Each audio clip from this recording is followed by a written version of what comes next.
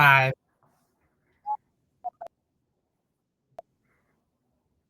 3, 2, Okay. 1. Now. Okay. Hi, everyone. Thank you for tuning in to InvestHER Fiduciary Solutions first webinar. We are so excited to have you here with us. And for those watching the recording, we appreciate we appreciate your interest and support. Today, we're going to talk about how InvestHER Fiduciary Solutions is helping women across the country feel more empowered about their finances. So let's get into it. First, I'd like to introduce InvestHER's founder and CEO, Melissa George. Melissa, please tell us about yourself. Thank you so much, Sarah. Happy to be here. I've been a financial planner I'm in my 29th year, so I've been around the block for a little bit. I started out working for a large captive financial planning firm for about my first 6 to 8 years. And then I decided to go independent. And so now InvestHER is now about to be 19 years old as a registered investment advisory company. And we're growing, as we can see, because you're here with me. So we do have a couple of advisors. We have a strategic partnership with a portfolio management firm. We also have a strategic partnership with a employer-sponsored plan firm. We have relationships with tax professionals, with legal professionals. So we're in a really good space.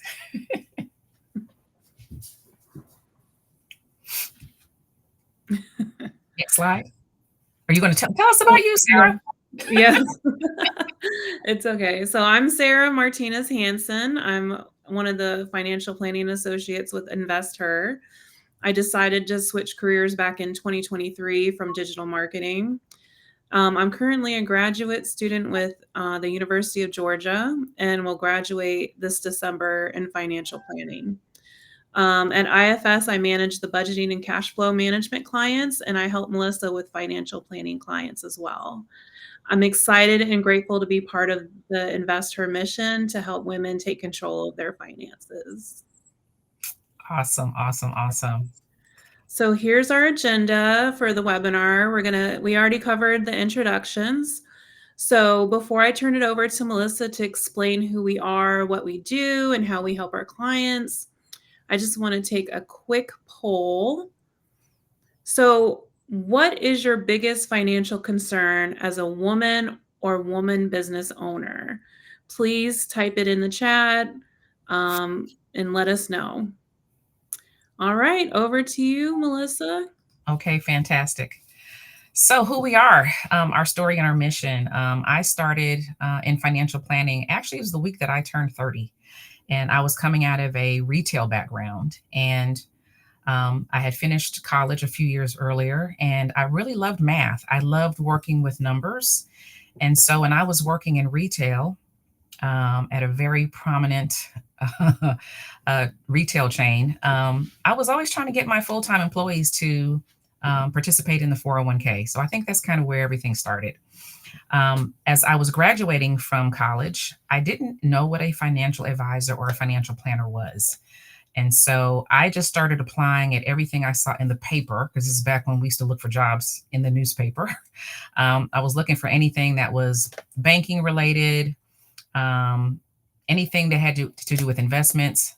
And I actually spoke to the mall manager at the mall where I was a store manager. And I told him what I was looking for. And he said, I have somebody I want you to meet. And so he introduced me to his financial planner, who happened to be a Black female, which that kind of shocked me. So when I met with her, I was able to ask her questions I couldn't ask in, many of my other interviews.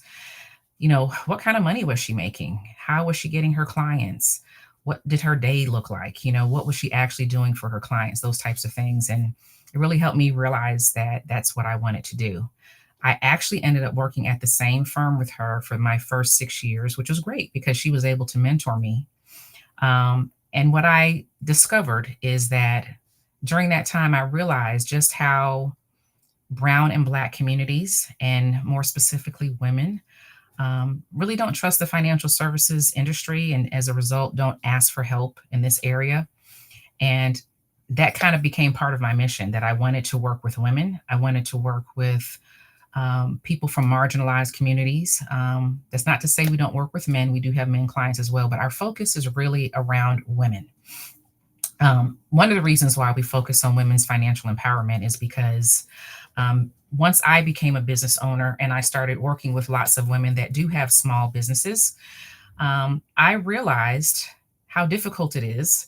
And when I started learning about some of the demographics, Black women in particular, and other women of color, um, tend to start more small businesses than any other demographic, but they still remain at the bottom of the wealth gap. And so that again became part of my mission, that I really wanted to help empower women as I was on my own journey, learning how to start a business, run a business, sustain a business, and now I'm really working on scaling this business, which Sarah is a part of that. So that came part of the whole financial empowerment. Um, and then in terms of our fiduciary commitment, I talk about rebranded the name of the company. I wanted to make sure that fiduciary was part of the name. It was important to me that when people see the name, either they know what that means, or if they don't, they're like, that's a word I'm not familiar with. They go look it up and see what it means. But what a fiduciary is someone who is committed to always putting your interests first. The financial services industry is not built on the fiduciary standard, it's built on the suitability standard. And most people are not aware what that means. So if you came to me, I'm going to talk to you, Sarah, since you're here. Sarah, if you came to me and you said, "Hey, Melissa, I need a life insurance product, or I need an IRA, I need to roll over to an IRA, and I'm just operating under the suitability standard," all I have to do is make sure that that product is suitable for you. I don't have to disclose my compensation. I don't have to disclose that perhaps if I sell this particular company, I'm going to win a trip, I'm going to get more compensation. As long as it's suitable for you, I don't have to tell you anything else. And I don't really, we don't feel like that's the way that we should handle our clients' finances. A fiduciary is going to be transparent. They're going to disclose conflicts of interest, mitigate risk, always put your interests first. And that's Mhm. the way, that's the way we want somebody to handle our money, right? So that's why I wanted to put fiduciary in the name. Also, because our firm is registered with the state, we not only have an ethical and moral obligation, we also have a legal obligation. And then I decided, let me take it a step further. So I went and got the certified financial fiduciary designation. Very proud to be the first woman of color to get that designation. I have since added the accredited investment fiduciary designation. I'm a FINRA arbitrator. We'll talk a little bit about what that is a little bit later.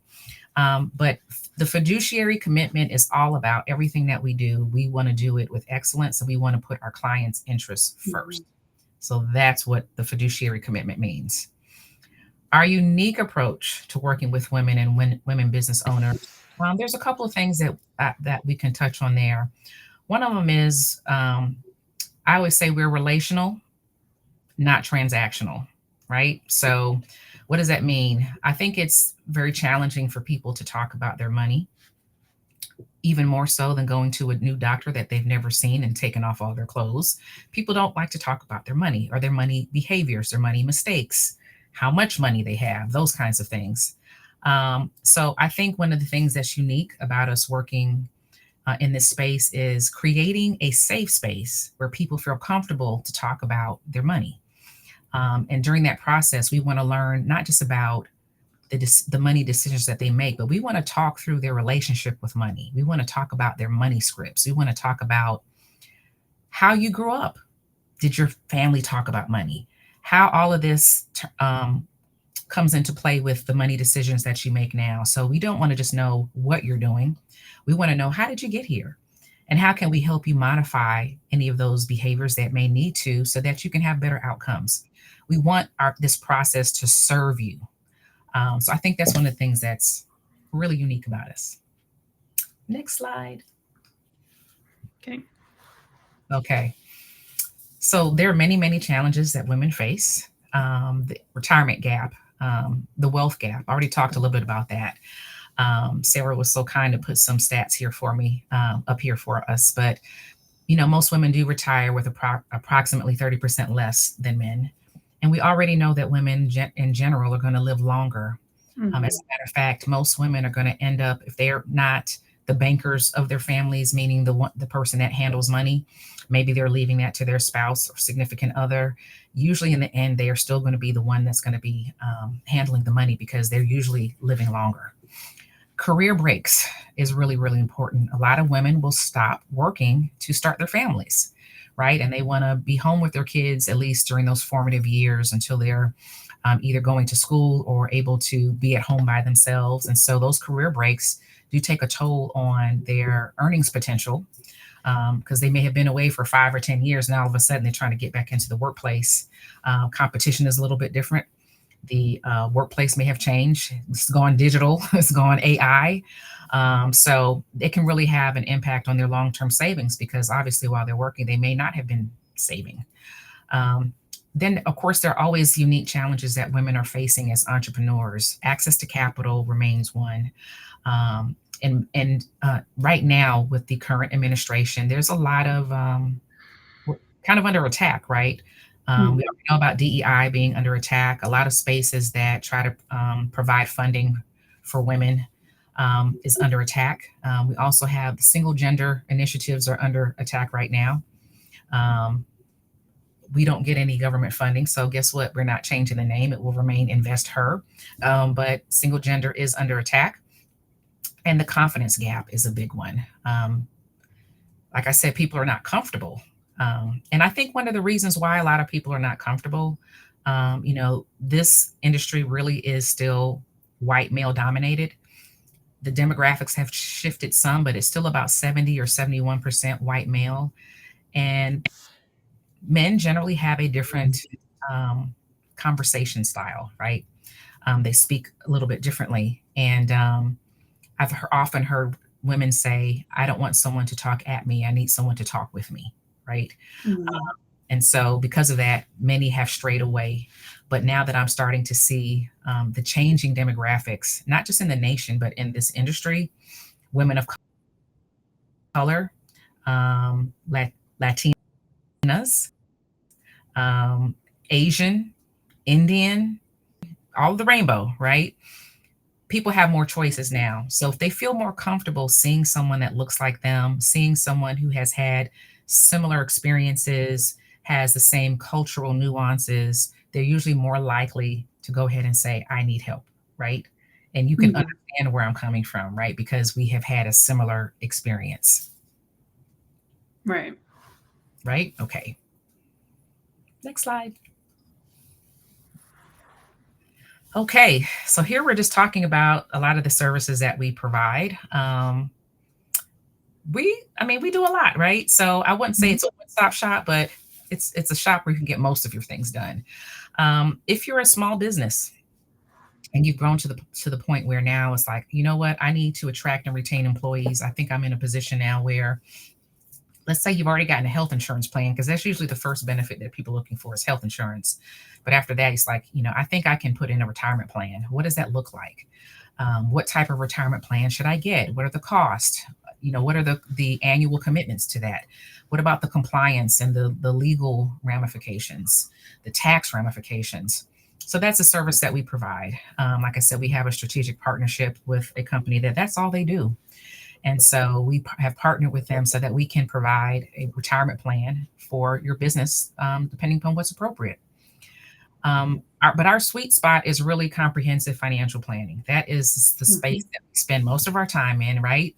Because we realize that a lot of times people will have a stack of investment statements, they have a list of different insurance policies, but that is not a plan, right? That is simply a bunch of things. And as people get closer to retirement, they really want to know, how do all these things work together? Am I going to be okay? As I'm approaching retirement, a lot of questions come up. How do I position my assets so that I'm not going to outlive my money? I can still keep up with inflation and taxes. What about market volatility? I can't afford to go through another market correction because this is all I have. And now I'm using this asset base to pay me. And then what about healthcare costs, right? Long term care has become a really big issue because if you've done a fantastic job accumulating assets for retirement, a long term care scenario can wipe that out very quickly. So, are you thinking about transferring some of that risk onto an insurance company? But this is the space that we really spend the most of our time, and Sarah's very helpful in helping me with that. She's going to be an outstanding planner in a minute. Mhm. um, Yeah. Investment management, as I mentioned, we do have a strategic partnership with a portfolio management firm. They are also a registered investment advisory firm, so they're fiduciaries as well. And what's unique about that is we don't do any model portfolios. In fact, we don't even really use mutual funds. We provide custom ETF portfolio management. So we can do some really, really cool things in that space. The lot lower fees. We can actually put things in or take things out that people want into in their portfolios. We can look at alternatives. We can look at private equity. We can do portfolio lines of credit. So we have a lot to offer in that space. Insurance planning, super important. It's really kind of the foundation of any good financial plan. I know that people want to jump into the investing piece, but the insurance part is really, really important, making sure you have your foundation in place. And so, we're independent. We work with 20, 30 different companies. So we can really go out and shop the market, make sure that we have the product that is appropriate, make sure that the company is solvent, an A rated company, those kinds of things. So we can be cost competitive because we have many, many companies that we can choose from. Mhm. And last, tax and estate planning. Now, that does not mean we do taxes, we do not create trust, but we do collaborate with tax and legal advisors in that space. So it just depends on what people need. We do believe that everyone should have a legal package, will, power of attorney, healthcare directive. If people don't have that, guess what? The state that you live in already has one provided for you, and it may not say what you want it to say, especially if you're in a blended family. Most people are not aware of that. But if you have a legal professional, or if you don't, we can certainly give you several referrals to get those things in place. And of course, sometimes it's beneficial for people to have a trust. And so they really need the legal person to put that trust in place. And then, of course, taxes, right? They say the only two things we know for sure are death and taxes. So taxes is always going to be something that we have to deal with. And while we don't do tax returns, everything that we do, we're thinking about the tax implications for our clients, not just today, but in the future as well. So that gives you a nice broad array of the services that we provide here at IFS. Okay. All right, our process. How do we work with you? Um, I want to pause for a second because there's really kind of two ways that we work with clients. Sometimes people do come to us and they just need a product, right? They're not ready for a complete plan. And so in that case, we don't usually charge a fee for that. Usually we're going to get a commission from whatever insurance product or investment product. And I do also want to mention that sometimes people come to us, like, Sarah does our cash flow and budget management. We do charge a fee for that particular service. But when someone really is ready for a plan, this is the planning process, right? So we have an initial consultation, and that's usually done during Zoom. By the way, we are all over the nation. Because Mhm. people, thank you, COVID. Because of COVID, now everyone is very comfortable with virtual meetings, and we are licensed in many, many states. But we'll have our initial consultation.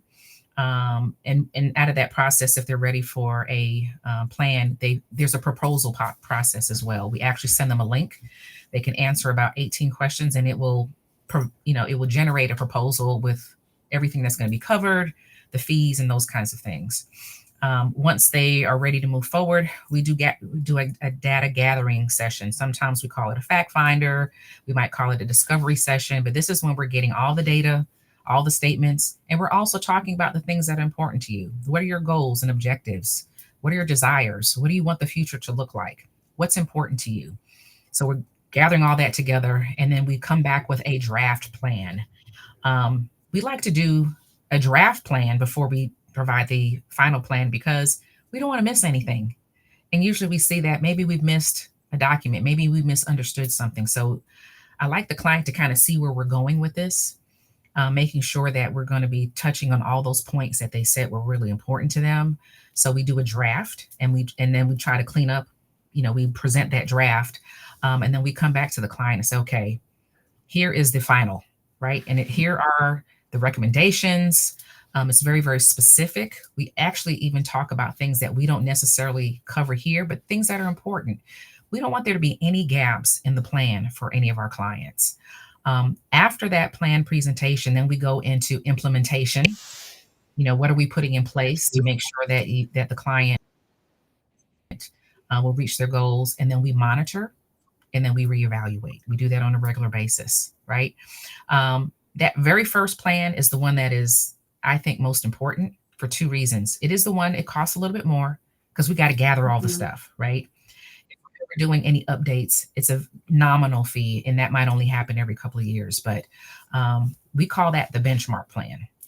And the benchmark is because everything that happens thereafter, we want to be able to go back to the benchmark and say, did we add value? Right? Are we better off than where we were before? Because guess what? That's what you're hiring us for, right? We want to improve your financial situation. So we have this benchmark, and then any other plans that we do are revisions or changes to where you were. And we can always go back and look and see, hey, we've done well, right? And if we haven't, why haven't we done well? Is it us? Is it the client? Is it the legal environment, tax environment? Has something changed that has prevented us from adding value to your financial situation? So there you go. Financial process. Most important part is monitoring and re-evaluating. You don't get rid of us, right? This is an ongoing process. So it's not like, here's your plan, hope you do well, and then you don't hear from us again. No, it's really kind of the beginning of the process. Right. All right. So one of the things that we offer, and we offer this everywhere, so we don't actually post it because it's available to everybody. Anyone can have a free 30-minute consultation. Anybody. It's easy to do. There's many, many ways to do it. If you have an email from me or Sarah, the link is there. If you go to the website, the link is there. If you go to LinkedIn, the link is there. The calendar link is there, where you can book a free 30-minute initial consultation with me or Sarah, right? Either one of us. There are additional resources on our website that I think are very helpful. We have our blog posts there. We have financial calculators. We have industry news. We have additional websites where you might be able to get valuable information. So we like to make it so that all these different resources are available. But the main thing is that if someone wants to talk with us one on one, it's very easy to book an appointment at your leisure. And guess what? You don't have to get into traffic. You don't have to pay for parking. You literally can walk to your computer and log on, and here we are. Very, very easy.